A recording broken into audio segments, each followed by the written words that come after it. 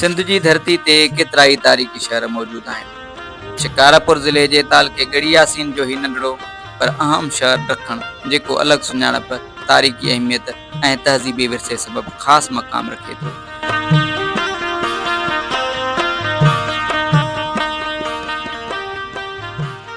ॾखण जेको उत्तर वेकिरा इफ़ाक़ 2,92,400 ऐं ओभर वेकिरा इफ़ाक़ 8,46,200 ते वाक़िअ आहे।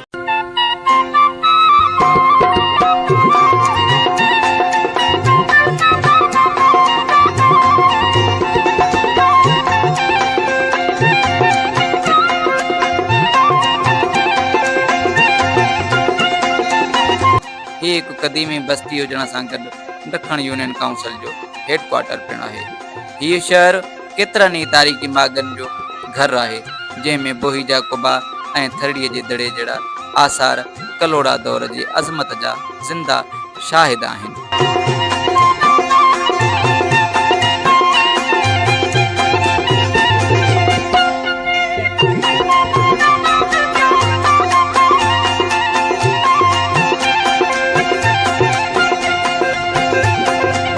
ख़ास तौर ते 1781 में ठहंदड़ बोहीजा कुबा उन दौर जे तामीराती ज़ौक़ ऐं फ़न जो बेमिसाल सबूत आहिनि। तारीख़ ॿुधाए थी त 1789 ईस्वी धारे अब्दुर्रहीम ख़ान ॾखण हिन इलाइक़े खे कल्होड़ा हुकूमत खां 10,000 रुपए में ख़रीद करे पंहिंजे नाले सां आबाद कयो, पर आसार ॿुधाइनि था त हिते इंसान जी आबादी उन खां बि अॻु मौजूदु हुई।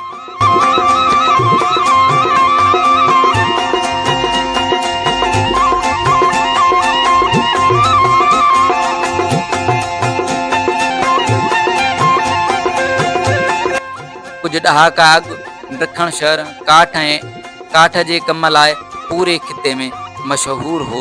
दरवाज़ा, दरियूं, फर्नीचर ऐं अकर जे कम लाइ हितां जा माहिर कारीगर सुञाता वेंदा हुआ, पर वक़्त सां गॾु उहा सनत पंहिंजी ओज खां लहंदी वई।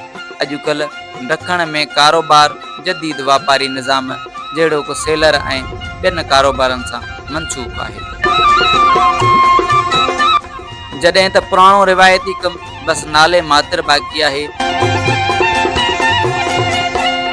ॾखण यूनियन काउंसिल में केतिरा ई ॻोठ शामिल आहिनि, जिन में लोंगाणी, होताणी, बखूसियाल, सेहत फ़कीरियाणी, उजण, बेहण, पीरचंदराम ऐं ॿिया केतिरा ई अहम शहर शामिल आहिनि।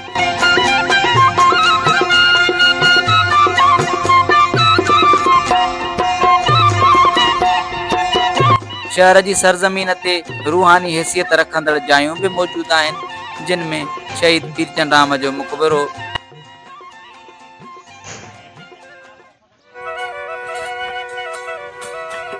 ऐं मलूक शाह जूं दरगाहूं न सिर्फ़ अक़ीदत जा मर्कज़ आहिनि, पर उन्हनि माॻनि सां शहर जी रूहानी अज़मत पिणु जुड़ियल आहे।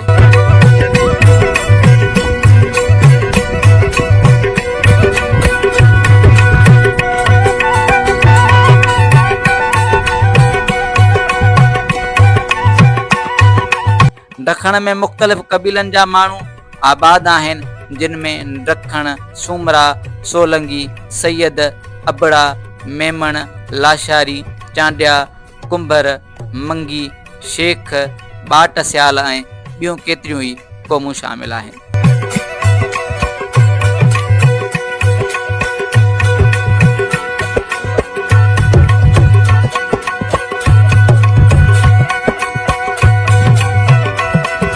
ही शहर केतिरनि ई इल्मी, अदबी, रूहानी ऐं इंतज़ामी शख़्सियतुनि खे जनम ॾींदड़ रहियो आहे, जिन में अब्दुर्रहीम ख़ान ॾखण, ग़ुलाम मुस्तफ़ा ईसाणी, ख़ान बहादुर शाहनवाज़ ख़ान, दीन मोहम्मद वफ़ाई, सरकश सिंधी, सैयद ताहिर अब्बास शाह, इमाम दीन ॾखण, मुश्ताक बुखारी, इम्तियाज़ सोलंगी ऐं ॿिया केतिरा ई नाला तारीख़ जे सुनहरी सिफ़नि ते महफ़ूज़ आहिनि।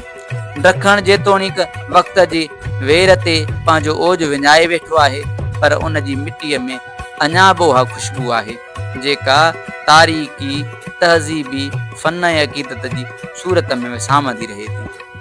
असीं उमेद था करियूं त ॾखण जी इहा सुञाणप ईअं रोज़ माणींदी। इन्हीअ सां गॾु पंहिंजे मेज़बान क़ुर्बान अली खे ॾींदा इजाज़त। अल्लाह निगहबान।